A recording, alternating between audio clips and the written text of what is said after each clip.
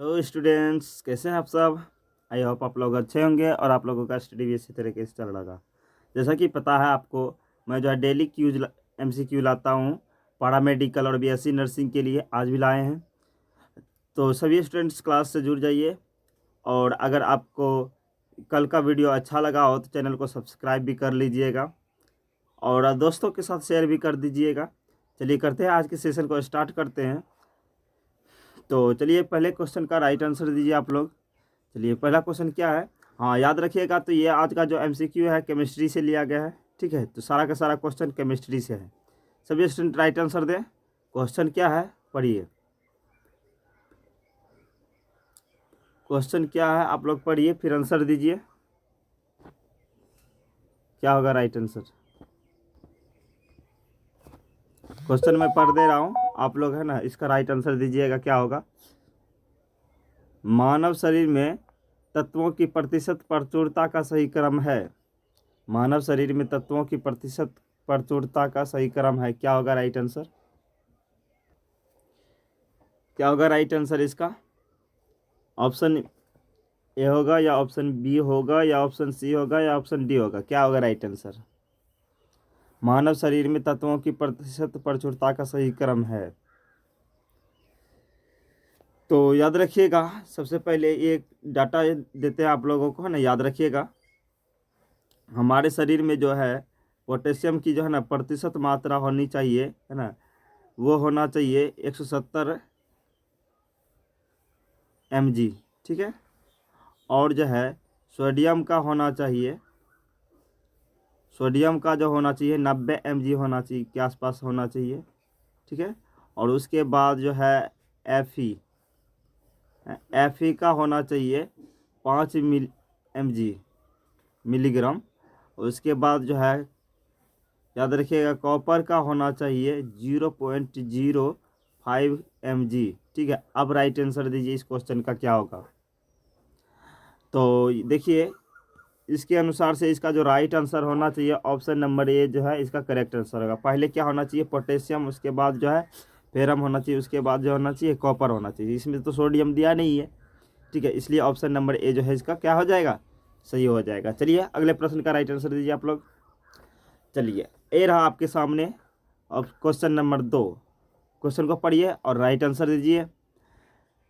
Question क्या है, निम्नलिखित में कौन सी क्षारीय धातु, निम्नलिखित में कौन सी क्षारीय धातु ज्वाला परीक्षण पर लाल बैंगनी रंग देती है। बहुत ही अच्छा क्वेश्चन है। निम्न में कौन सी क्षारीय धातु ज्वाला परीक्षण पर लाल बैंगनी रंग देती है। Lithium, caesium, sodium, rubidium. क्या होगा राइट आंसर। अच्छा इसका भी डाटा याद रखिएगा, आपको लिखा दे रहे हैं ना, तो याद रखिएगा आपको। पहले क्या है, सोडियम, सॉरी लिथियम है ना, लिथियम। तो लिथियम जो देता है,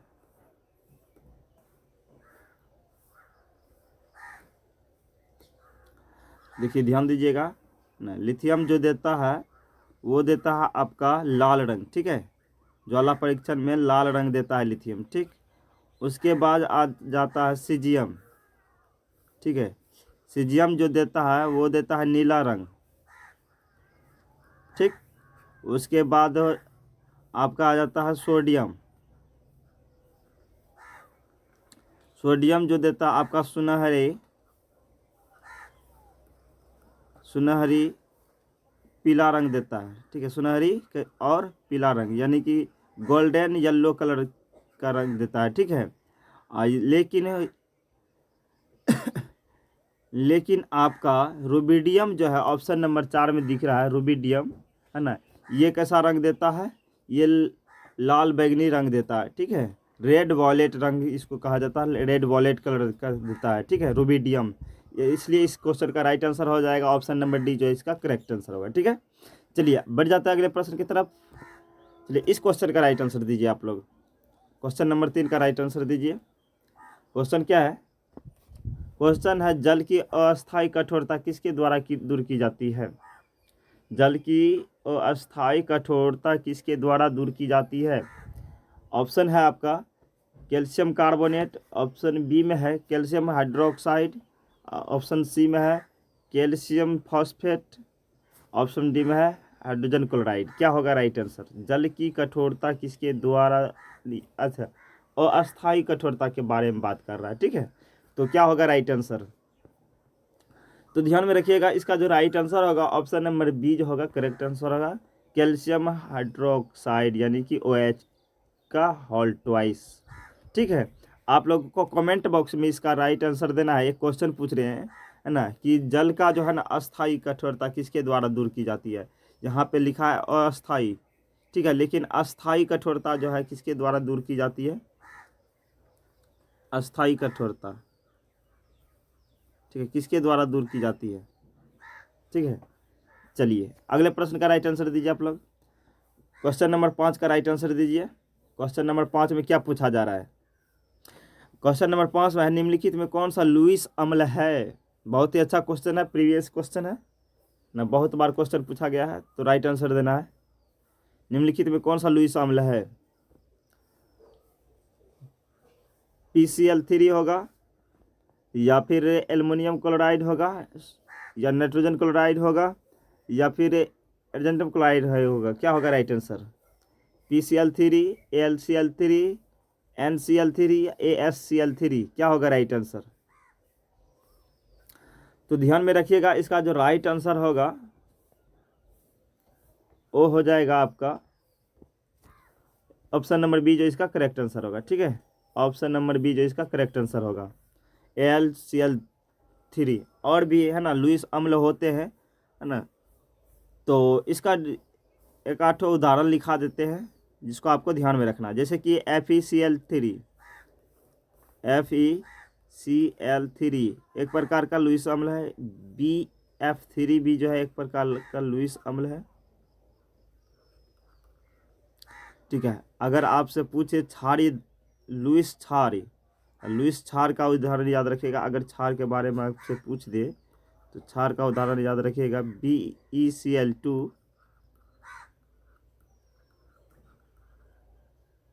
NH3, और याद रखिएगा MEB,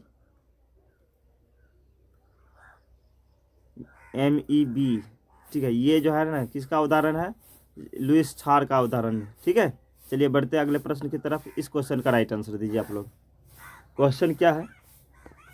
क्वेश्चन है, निम्नलिखित में से कौन सी मुक्त मूलक प्रतिस्थापन अभिक्रिया है? निम्नलिखित में से कौन सी मुक्त मूलक जो है प्रतिस्थापन अभिक्रिया है? आपको पता है कि मुक्त मूलक अभिक्रिया कब होती है? मुक्त मूलक प्रतिस्थापन अभिक्रिया कब होती है? जब एल्कोनों का हाइड्रोजनीकरण किया जाता है, जब एल्कोनों का हाइड्रोजनीकरण करवाया जाता है सूर्य की उपस्थिति में, तो वहाँ क्या बनता है? मुक्त मूलक बनता है। तो क्या होगा राइट आंसर? ऑप्शन ए में है बेंजीन की Br2 या फिर AlCl3 के साथ अभिक्रिया करेंगे तब बनेगा, या एसिटिलीन की HBr के साथ अभिक्रिया करेंगे तब बनेगा, या ऑप्शन सी में जो है मेथेन ब्रोमाइड की अभिक्रिया HC के साथ करेंगे तब होगा, या फिर जो है ऑप्शन डी में है प्रोपेन की अभिक्रिया HBr C6H5COO के साथ करेंगे तब बनेगा। क्या होगा राइट आंसर? तो ध्यान में रखिएगा, इसका जो राइट आंसर होगा ऑप्शन नंबर जो है ऑप्शन नंबर सी जो इसका करेक्ट आंसर होगा, ठीक है। ऑप्शन नंबर सी जो इसका करेक्ट आंसर होगा। मेथेन की है ना ब्रोमाइड की अभिक्रिया करने पर HCl के साथ करने पर क्या होता है? तो ये मुक्त मूलक बनता है, ठीक है। और ये कब होता है? जब एल्कोनों का हाइड्रोजनीकरण करवाया जाता है सूर्य की उपस्थिति में, ठीक है। इसलिए इसका इस क्वेश्चन का जो राइट आंसर होगा ऑप्शन नंबर सी जो इसका करेक्ट आंसर होगा। ऑप्शन नंबर सी याद रखिएगा। चलिए अगले प्रश्न का राइट आंसर दीजिए। चलिए ये रहा आपके सामने क्वेश्चन नंबर 7। क्वेश्चन को पढ़िए और राइट आंसर दीजिए आप लोग। 7वें नंबर प्रश्न में क्या पूछा जा रहा है? पेंटेन 2,4 आयन में सिग्मा पाई और पाई बंध की संख्या है। ये क्वेश्चन है ना बार बार पूछा जाता है, तो राइट आंसर दीजिए आप लोग। हाइड्रोकार्बन से ये क्वेश्चन लिया गया है। पूछा है पेंटेन 2N और 4 आयन में सिग्मा और पाई बंधों की संख्या है। क्या होगा इसका राइट आंसर? अच्छा, सबसे पहले है ना इसका जो ड्रॉ करने के लिए स्ट्रक्चर ड्रॉ करने के लिए जिस स्टूडेंट को आता होगा वही इस क्वेश्चन का राइट आंसर दे सकता है। ठीक है, तो चलिए इसका सबसे पहले स्ट्रक्चर ड्रॉ कर लेते हैं। पेंटेन है तो 5 कार्बन होगा, आपको पता होगा पेंटेन में कितने कार्बनों की संख्या होती है, 5 कार्बनों की संख्या होती है। ठीक है, तो 5 कार्बन दे देते हैं। कितना हो गया, 5 हो गया। ठीक है, और उसके बाद क्या कर रहा है, 2n, यानी कि दूसरे पर जो है सिग्मा 2 डबल बॉन्ड होगा, 1 डबल बॉन्ड होगा। उसके बाद जो है 4 आइन है, तो चौथे नंबर के कार्बन पे क्या होगा, ट्रिपल बॉन्ड होगा। ठीक है, चलिए हाइड्रोजन का जो है नामकरण कर लेते हैं।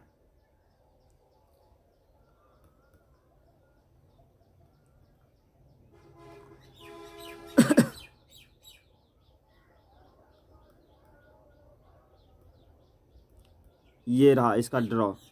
ठीक है, तो आप लोग जो है ना गिनती करके है ना लिखिएगा। देखिए जहाँ पे यहाँ पे है 1 सिग्मा, ठीक है,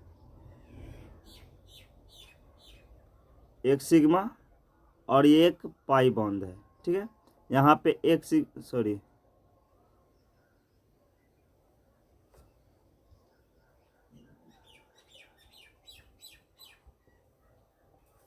यहाँ पे ध्यान में रखिएगा ना, 1 सिग्मा है और 2 पाई बॉन्ड है।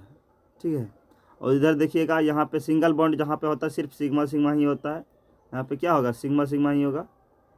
ठीक है, इस तरीके से काउंट करेंगे तो आपको 10 सिग्मा, ठीक है, कितना, 10 सिग्मा और 3 पाई बॉन्ड मिलेंगे इसमें। तो इसलिए ऑप्शन नंबर ए जो इसका क्या हो जाएगा, करेक्ट आंसर हो जाएगा। ठीक है, याद रखिएगा इस क्वेश्चन का जो राइट आंसर होगा क्या होगा, ऑप्शन नंबर ए जो होगा क्या हो जाएगा, राइट होगा।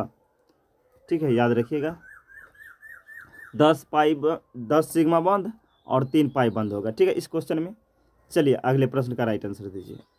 क्वेश्चन नंबर 8 है, निम्नलिखित में से कौन सा यौगिक फ्रीडल क्राफ्ट अभिक्रिया नहीं देता है। निम्नलिखित में से कौन सा यौगिक जो है फ्रीडल क्राफ्ट अभिक्रिया नहीं देती है।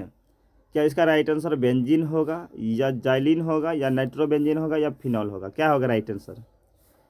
कौन जो है फ्रीडल क्राफ्ट अभिक्रिया नहीं देता है। 11th क्लास में पढ़े होंगे आप लोग फ्रीडल क्राफ्ट अभिक्रिया। तो याद रखिएगा इस क्वेश्चन का जो राइट आंसर होगा ऑप्शन नंबर सी जो होगा करेक्ट आंसर होगा, नाइट्रोबेंजीन, है ना। नाइट्रोबेंजीन जो है कभी जो है फ्रीडल क्राफ्ट अभिक्रिया नहीं देता है। बाकी बात बेंजीन और जाइलिन और फिनॉल ये सारा का सारा जो है क्या देता है, फ्रीडल क्राफ्ट अभिक्रिया देता है। ये क्वेश्चन आपको उपकार के बुक में देखने के लिए मिल जाएंगे। ठीक है, चलिए अगले प्रश्न का राइट आंसर दीजिए आप लोग, है ना। याद रखिएगा ये सब देता है, बेंजीन देता है, जाइलिन भी देता है, फिनॉल भी देता है, लेकिन नाइट्रोबेंजीन जो है नहीं देता। इसलिए इसका राइट आंसर होगा ऑप्शन नंबर सी जो होगा करेक्ट आंसर होगा। ठीक है, चलिए अगले प्रश्न का राइट आंसर दीजिए। Question number 9। क्वेश्चन नंबर 9 में क्या पूछा जा रहा है, परऑक्साइड की उपस्थिति में, क्वेश्चन को ठीक से पढ़िए, परऑक्साइड की उपस्थिति में प्रोपीन के साथ HBr की उपस्थिति की अभिक्रिया देती है। अगर परऑक्साइड की उपस्थिति में प्रोपीन के साथ अभिक्रिया किया जाए HBr के साथ हाइड्रोजन ब्रोमाइड के साथ, तो अभिक्रिया क्या देती है, एलिल ब्रोमाइड देता है, एन प्रोपीन ब्रोमाइड देता है, आइसोप्रोपिल ब्रोमाइड देता है या 3 ब्रोमोप्रोपेन देता है।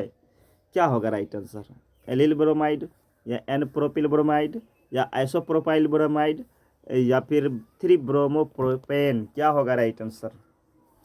परऑक्साइड की उपस्थिति में क्या होगा,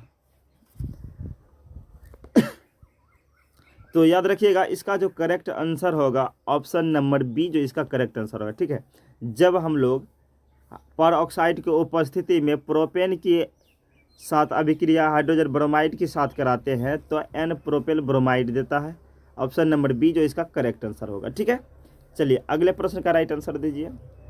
अगले प्रश्न में क्या पूछा जा रहा है, निर्जल AlCl3 की उपस्थिति में बेंजीन CH3 यानी मेथिल क्लोराइड की अभिक्रिया करके बनाती है।